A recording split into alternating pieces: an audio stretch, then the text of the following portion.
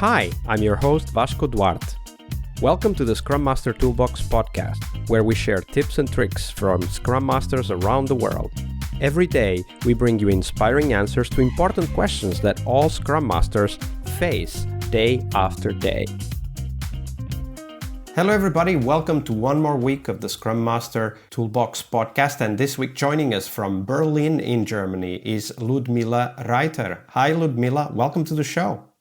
Hi Vasco, thanks for having me. Absolutely.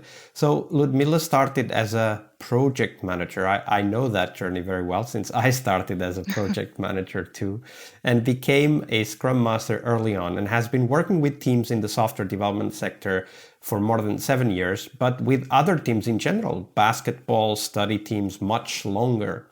She loves to see people working together successfully, which of course means going through some tough times too, as we very often talk about here on the podcast and is the focus of today's question as well. So Ludmila realized that the things she once learned somehow rearranged and has a thought for us.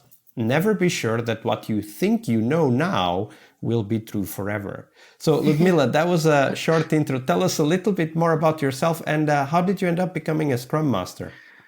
Yeah, as you already read out, I started as a project manager. So I think then the turn to becoming a Scrum Master felt a little bit like by chance, but as I later found out also was quite a typical way for people to actually coming into the role as Scrum Master.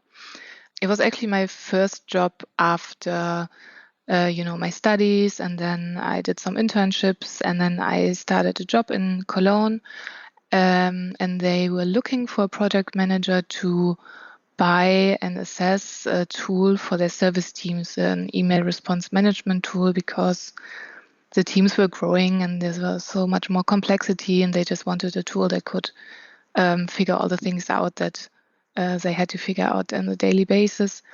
So I was hired for the role of an internal project manager to talk with the teams about all the requirements they had.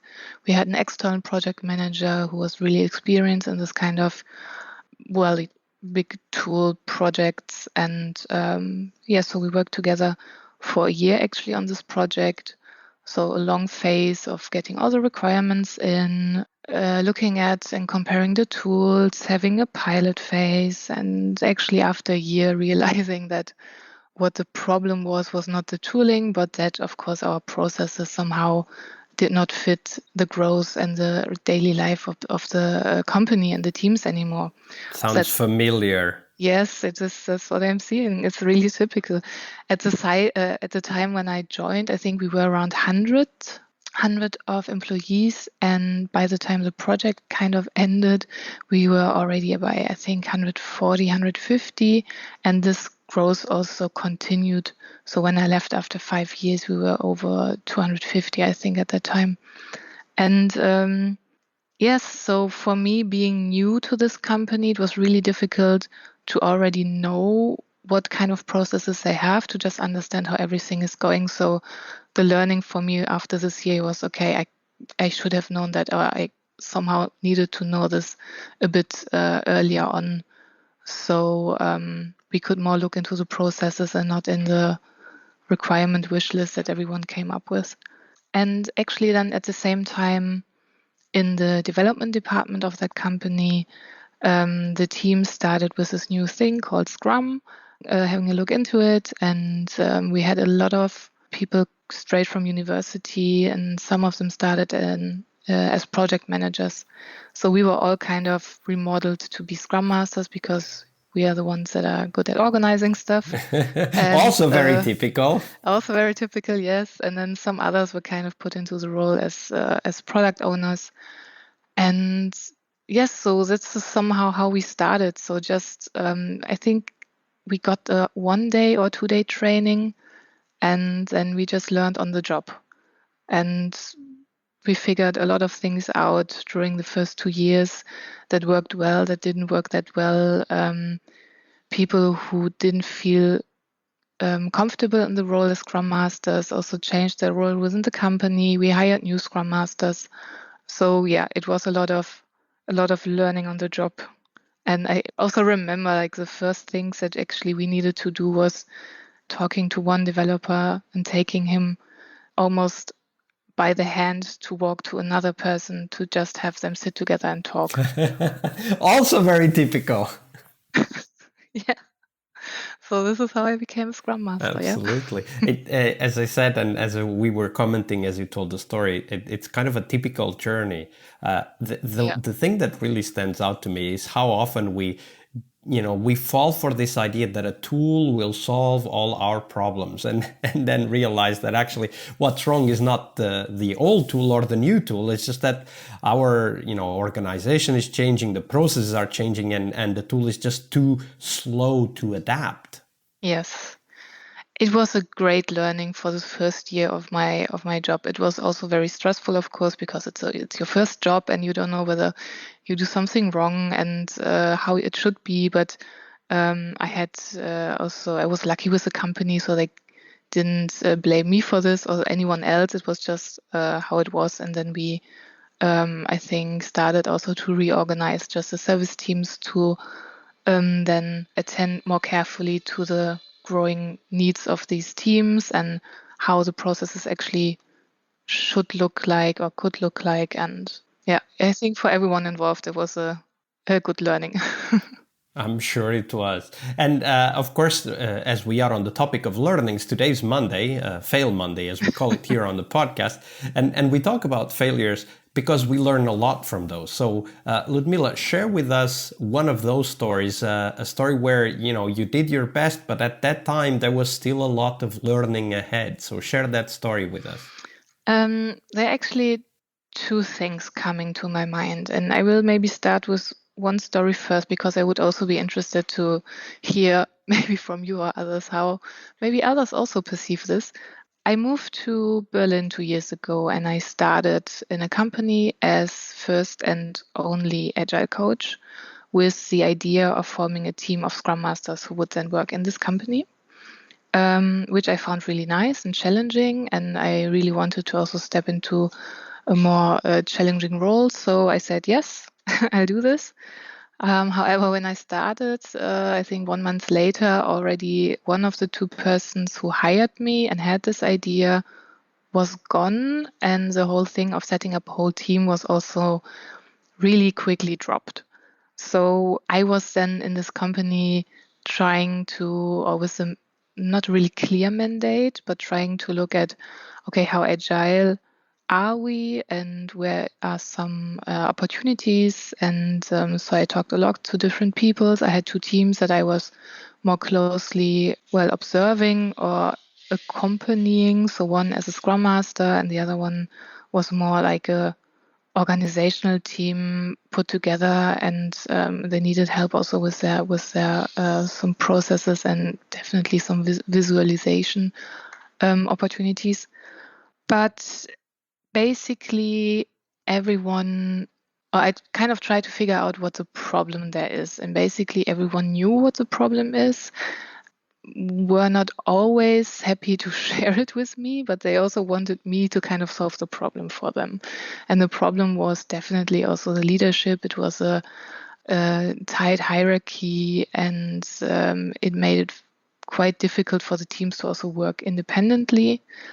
And also for me, after then the probation period, came a quite surprising decision that I knew would need to leave. So I got fired after 6 months. And of course, this really feels like a big failure. So you don't really want to get fired in a new job, and where you kind of try to do something and work on something. And I was thinking, because it took a while to also recover from that, to be honest. And I was thinking, okay, what are the learnings from this story? What can I take with me to the next one? And I guess isn't a general thing with every new job would be, okay, it needs to fit somehow. The culture needs to fit. And maybe that was just not a fit for me. Also trying to find out what they actually need from you. So what do they want from a Scrum Master or an Agile coach? Do they actually have an idea of that? And how open are they? Can you get maybe an ally in leadership or in some other positions? So trying to find a good network straight away. And maybe sometimes it just doesn't work. So it could also be one thing. Absolutely. First of all, thank you very much for sharing that. I'm sure a very difficult story for you at the time. And what I heard you talk about that, some of those things you already pointed out, like, the cultural fit, and do I really understand what they are looking for? Do I see the signs that they really mean what they say? When you think about it, like, going back to that story, thinking a little bit about what you did and what you would have liked to do differently. Let's take it all the way from the recruitment process. Like, what were the 1, 2, 3 things that you would have liked to have done differently in that story? I think I would have liked to ask more questions about the environment, about the culture. This was then my second job, so I didn't really had experience with many different organizational cultures, and I kind of forgot to ask about it because I thought, okay, this is something I could just perceive and see while walking around the company to see how it is. This was also true for later, definitely, but just for the first day or days that you are in this interview and assessment process, there should have been definitely more questions about good examples of how leadership or how people work together, and to just see how the people are dealing with these good examples. One sign actually that I think I also could have already known was one person also being quite cynical about a lot of things. So I realized that, but I thought at that time, okay, then there's definitely something to do. And I saw this as a good thing because I wanted to do something. I wanted to go something and try to change how they're working together. But also this cynicism sometimes is just really hard to somehow to dismantle, right? It yes, just sticks exactly. there and kind of seeps into every conversation and creates a negative atmosphere as well. Yes. So that's one of the things, what you just said, it's one of the things that I think most of us as Scrum Masters probably feel, right? Like when we see a problem, we don't think it's a problem. We think, this is the opportunity for me to help. Yeah. And I think that some of the other things you said are a very good call to attention for us to not just be on the perspective of the person wanting to help, but also, especially in job interviews and when doing early assessments, to have the perspective of what are the things I think can be changed in this organization, right? And even if you have leadership support, even if people really want to adopt these new ways of working, what can you really change in this organization? And if you start to see, a lot of cynicism, maybe, as you said, very strict hierarchies, then at that point, this may be a sign that Yes. there's probably not much that can be changed here. Yes, exactly. And what I also saw is that, or what I kind of saw for myself as a learning, is to not get trapped into this helping everyone stance or being a person that needs to, it's maybe a bit exaggerated, but what that needs to save people from the way that are working with other people, because they are all adults. And if they are not happy in the company or the organization that they want to work or they are working in, then of course everyone can make decisions for themselves as well. Absolutely. But yes, a lot of them were stuck. We work with adults in all kinds of ways. We work with adults. Yeah. Thank you very much for sharing that story with us, Ludmila. You're welcome. Monday is about what we learn from our obstacles and our failures. But tomorrow is Team Tuesday here on the Scrum Master Toolbox podcast. We explore teams and their journeys, the habits they develop that threaten their performance, how each of our guests helped their teams evolve, and the one key lesson they learned from that experience. We really hope you liked our show. And if you did, why not rate this podcast on Stitcher or iTunes? Share this podcast and let other Scrum Masters know about this valuable resource for their work. Remember that sharing is caring.